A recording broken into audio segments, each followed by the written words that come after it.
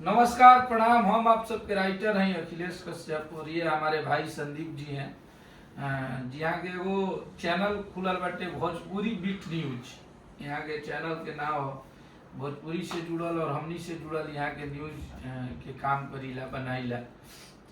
आप लोग जितना भी हमनी के भाई बनी जा और खेसारी भैया के फैन वालों सब लोग ये चैनल के सब्सक्राइब कर लीजिए। कहाँ से कि इससे ए पे आप सबके जितना भी हमनी के काम करत है जा और खेसारी भैया के बहुत सारा जो काम होता है ओकरा से जुड़ल अपडेट आप सबके हमेशा सबसे फास्ट सबसे ब्लास्ट भी निकाले मिलत रही।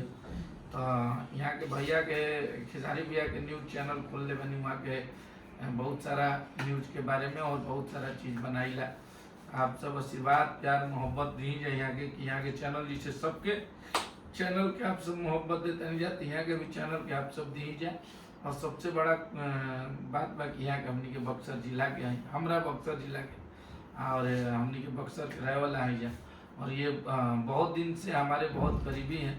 तो इनको आप लोग मोहब्बत प्यार दीजिएगा और ये हमारे बहुत अच्छे भाई हैं।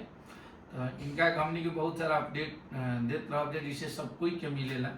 ऐसा नहीं है कि यहाँ के अलग से मिली, लेकिन आप सब यहाँ के भी आशीर्वाद प्यार दी जाए और जितना भी न्यूज चैनल वाला बनी जाए यहाँ के सपोर्ट करी जाए ताकि आप सब जब मजबूत रह जाओ और खेसारी भैया की टीम मजबूत रही तो आप सबके मजा आए।